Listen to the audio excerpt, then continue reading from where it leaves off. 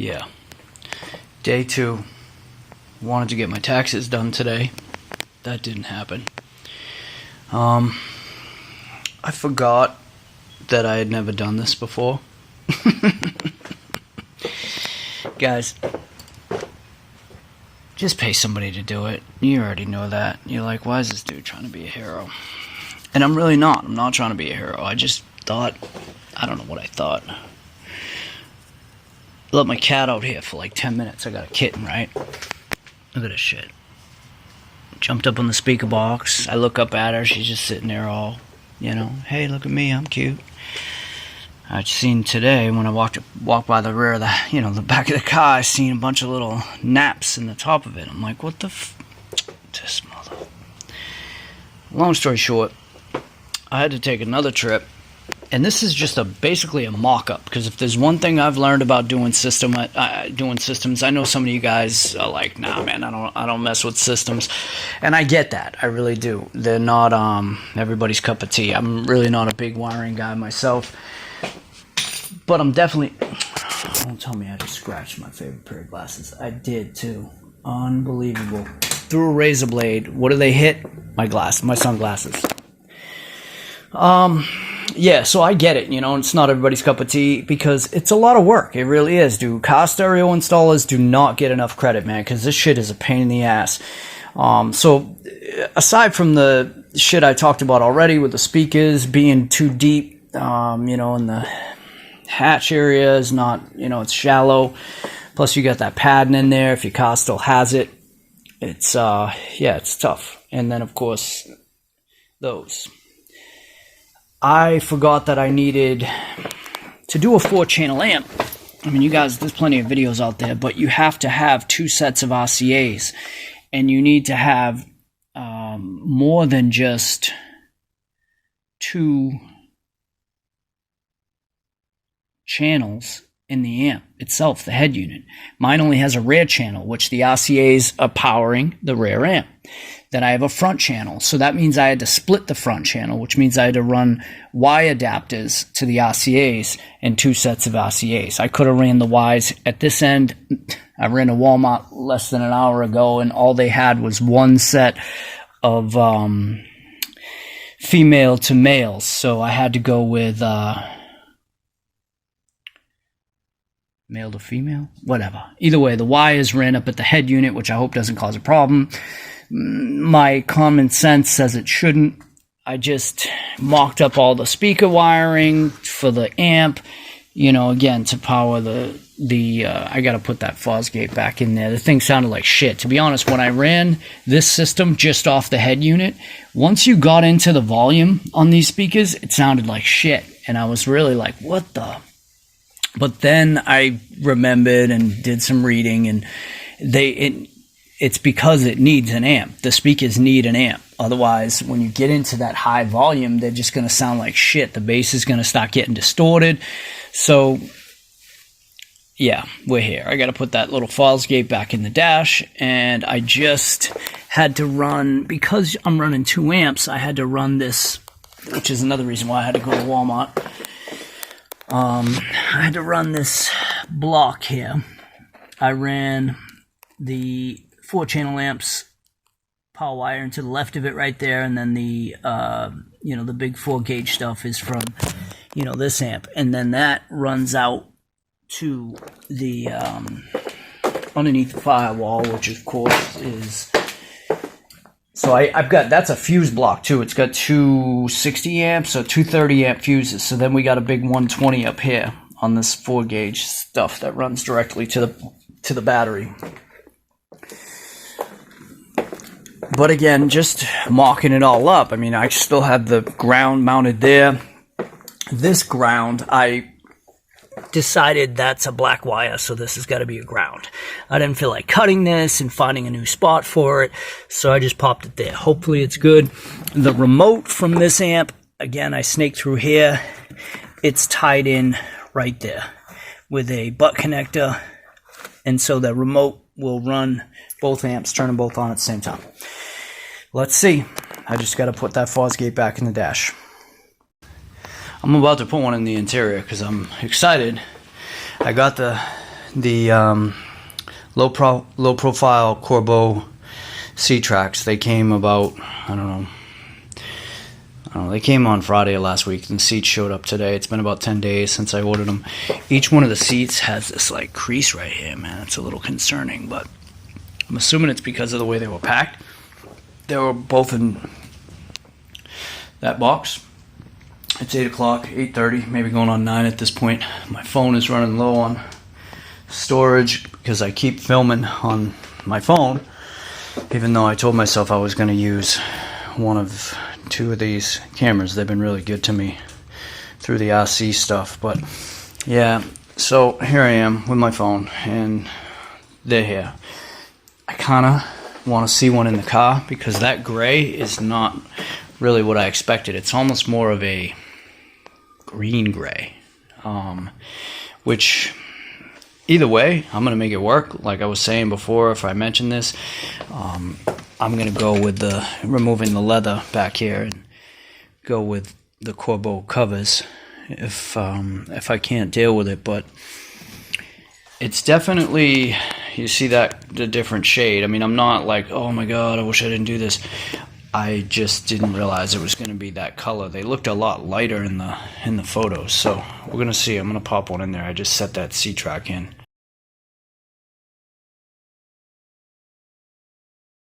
BBK grip, subframe connectors, they came in yesterday. I went with the iBox Sport line. Yeah, iBox Sport line. I don't know if I showed you guys these yet, but this is what I got for the interior. Honestly, that box, what's that remind you of? Reminds you of a Pioneer box, don't it? So, who knows what's going on there. The console came in. I went with this one instead of the one with the USB deal back there because the head unit has a USB port and shit. So there's that. Obviously, that console, when I put it beside, and I'll show you guys in another video, when I put it beside my console, I want you guys to be able to see the difference between whatever that gray is, smoke gray or whatever, to actual titanium. Huge difference in color.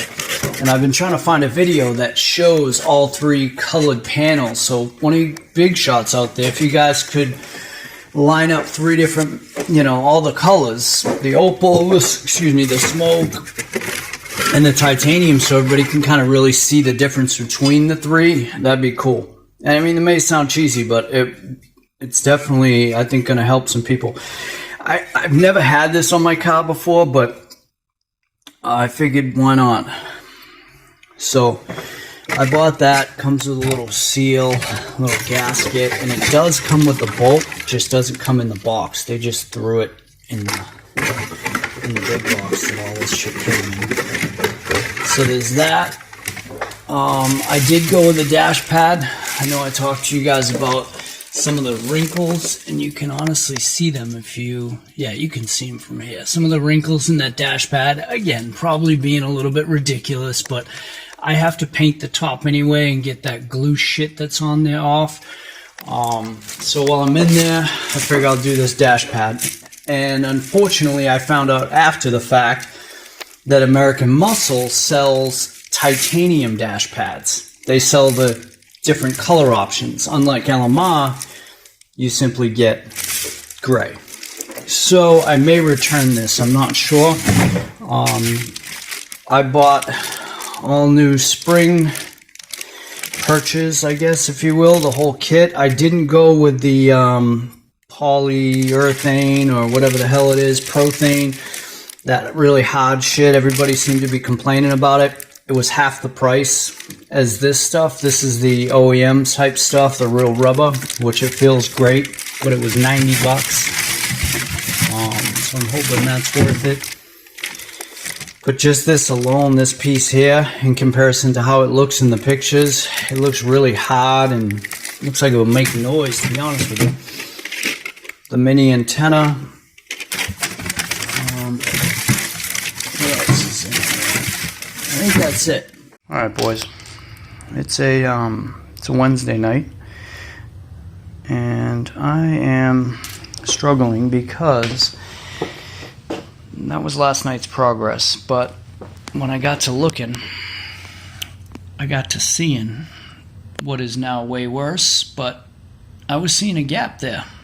And I realized in my haste when I put the new dash pad in that I should have paid attention to the fact that the far left side was broken. The hole that the bolt goes through, the bolt goes through, had been cracked on one side. So essentially, the washer was only the nut and washer was only grabbing one side on that far left side.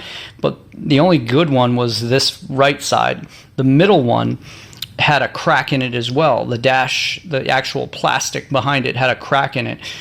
And when I put it all together, basically the nuts that they gave me with the new one are smaller than the originals, and so you can't use the original nuts anymore. And if you look, the size of the washer on the original is much bigger.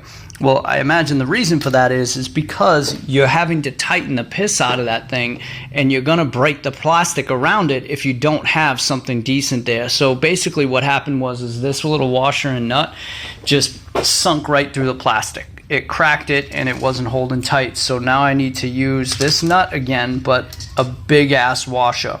Something like, I don't know, like dime-sized, you know?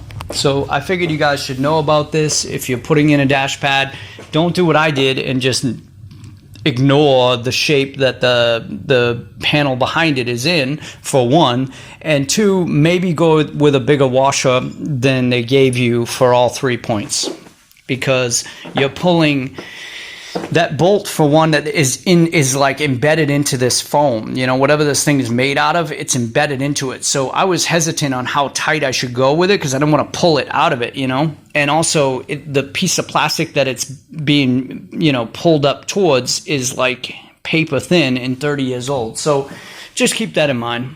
We'll see how this comes out, but I can't live with the dash pad. I mean, like I said, it's way worse now than it was, like way worse. But I could tell that was the issue. So I'm going to try to fix it, and we'll see what happens. All right, boys, it's been a long haul. I mean, a long one. From painting everything or dyeing everything.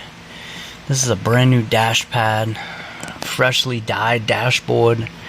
Every vent cleaned by hand, toothbrushes involved, buckets of water, degreaser. System is finally in. 2 amp system. That amp's bolted in. C-track's just resting there, but that amp's bolted in. I'm just doing a final test after getting it just... I didn't just throw it in there, you know what I mean? Like, I've seen them ones where you can see... I realized after the fact there was a protective cover on it. I didn't know that, but there was.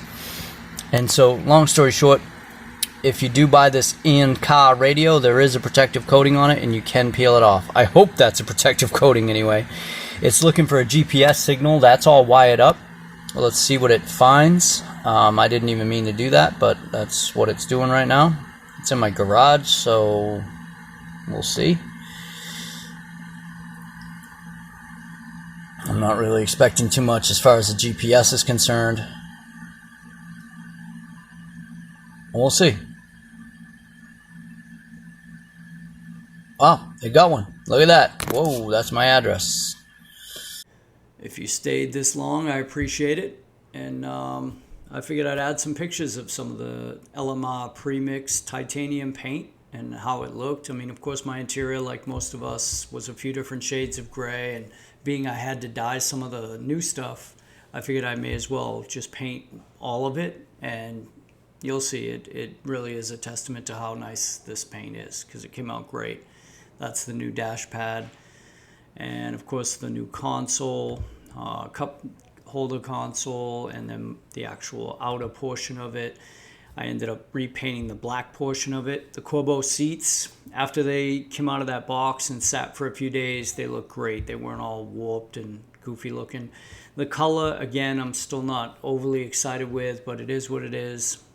The stereo, phenomenal. Absolutely sounds amazing. I mean, it fought me every inch of the way, but that was just my inexperience. Glad I went with the gray floor mats. The interior, in my opinion, came out really, really good. I'm really happy with it. So stay tuned, guys.